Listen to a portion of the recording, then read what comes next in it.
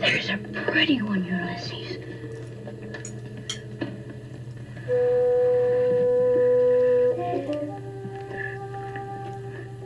There it is. Maybe I was 11 or 12 or 13. With my family, I'm visiting my great uncle and aunt's farm, which is about an hour's drive from where I grew up, on a farm. And as usual, I'm snooping around in the library in their basement. It was a fabulous library. But suddenly, whether it was because I got tall enough or because my hormones had developed enough, my eyes were drawn to a large selection of adult paperbacks, all printed in the 1950s, I'm guessing, or maybe 1940s, 50s, and 60s. And I started paging through them, and I found sex scenes in print in these yellowing pages.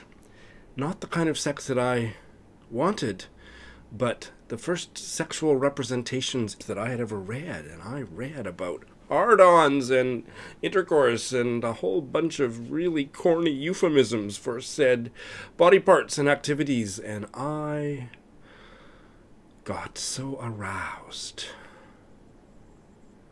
It scared me. I loved it. I took a scary step into my sexual future thanks to great Uncle Dan and great Aunt Mary. I've changed their names.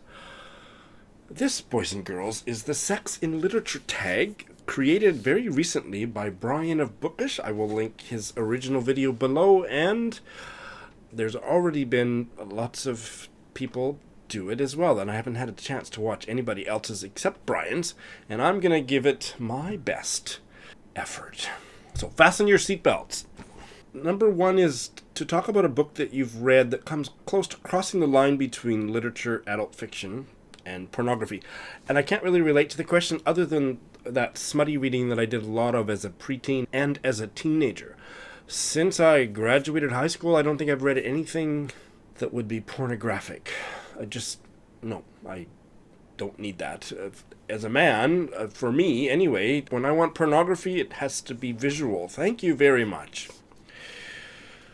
2. What is a book you have read with a cringe-worthy depiction or discussion of sex? And I'm going to return to my old standby, The Court Dancer by Kyung-Suk Shin, which has some of the shittiest writing about sex ever translated or written about. You can go back to my Besties and Worsties 2017, I think. I will correct that above if I'm wrong, but yeah, just the worst sex writing ever. It was such a terrible book. 3. What's the most overrated book with a reputation for being sexy that you've read? And I don't read books that have a reputation for being sexy. I just don't seek out literature that is sexy. So I can't think of one that I wanted to read because it was supposed to be really erotic and that I was disappointed. No. 4. What is your favorite passage from a book about or describing sex or a sexual situation?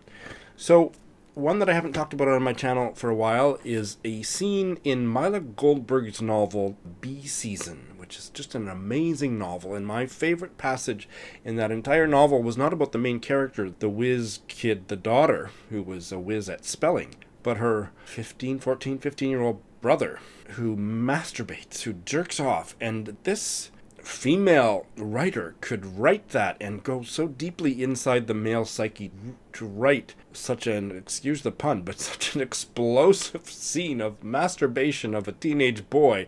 It just, I will never forget it. I need to get a copy of that book so I can reread it. It wasn't just erotic, it just tapped into the primal energy of a teenage boy discovering his sexuality. The kid was straight, I think. Maybe he didn't know in the story, but just, it was powerful. And I have never read anything as sexually powerful by a man about male sexuality as that scene in Bee Season.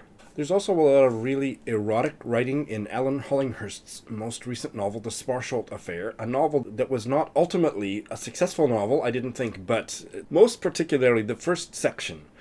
While I don't remember anything explicitly sexual, Hollinghurst captures the lust that animated the group dynamic among these men in, what was it, 1920s Oxford, something like that, in a way that just, I had to read that section with a pillow on my lap.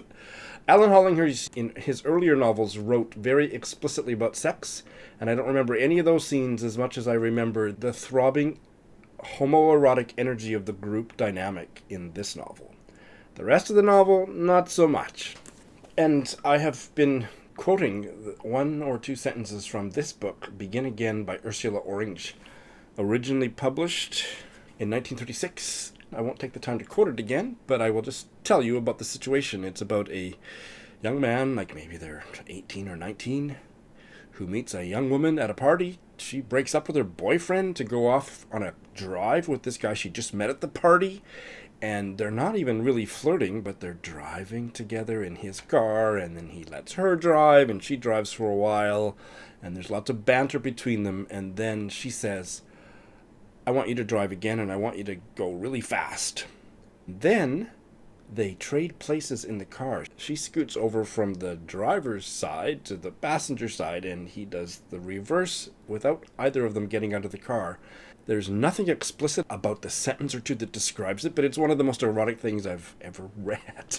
So, yes, Ursula Orange. Hey, this is just a quick little insert filmed the next day because I totally forgot to mention this book, Ohio by Stephen Markley, that has some really powerful erotic writing in it that serves the story very well.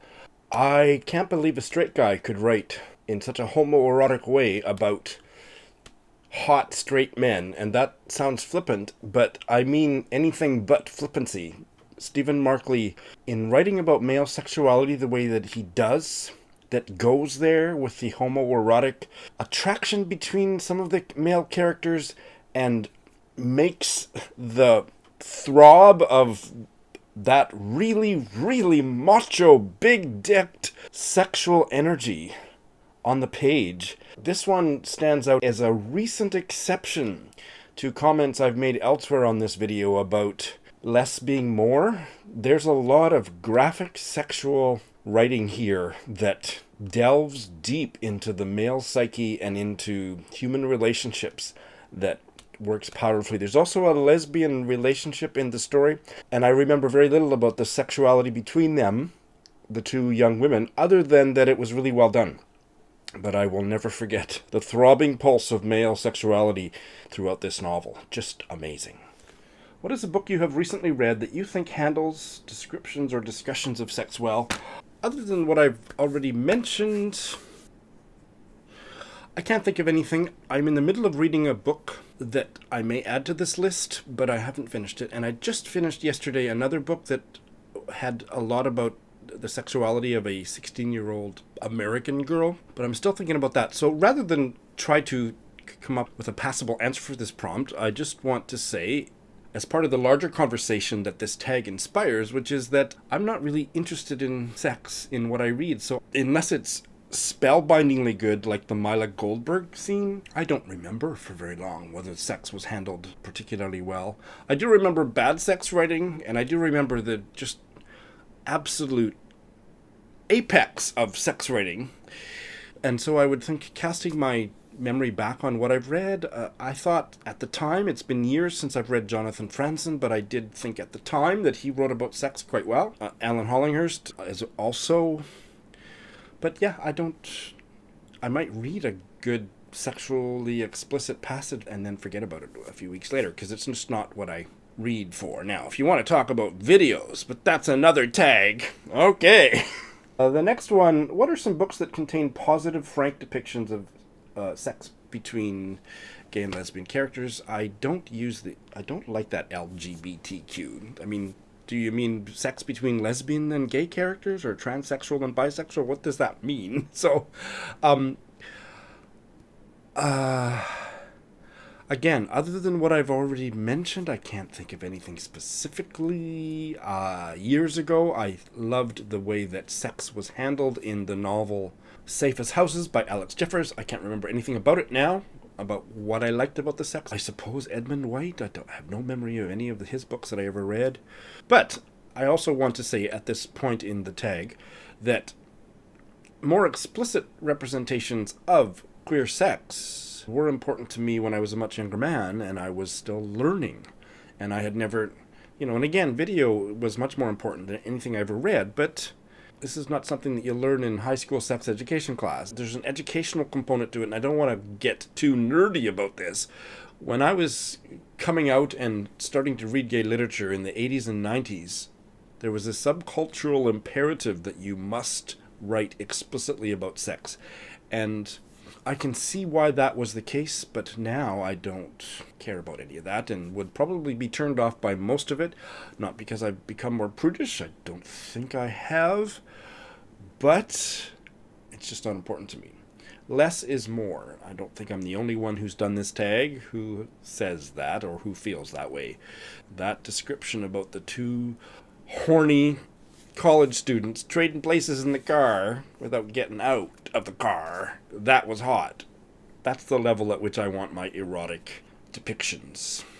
And the way that later in his career, Alan Hollinghurst expresses sexual desire, sexual lust. It's not explicit. The explicit sex is kind of boring to read, I must say. The next one, what do you think is the best way of depicting sex in literature fiction? So I would just reiterate what I just said. Less is more. So that's it. And so now I'm going to tag a few people that I think can handle this tag. Greg of Supposedly Fun. Dan of the Weird Book Club. Heather of Soggy Expat Book Nerd. Ollie Bliss. He's gone AWOL, so this would be a great way for him to make a big splash and come back. Brian from Book Wanting. Roz at Scallydandling About the Books. Now, Roz, you left a comment for me a few minutes ago saying that you were looking forward to my version of the tag, so here I am tagging you. I'm looking forward to seeing what you have to say about the topic. Jason at Byways in Bookland. And Elba of Seriella. And anybody else who wants to do it, consider yourself tagged, you bunch of skanks.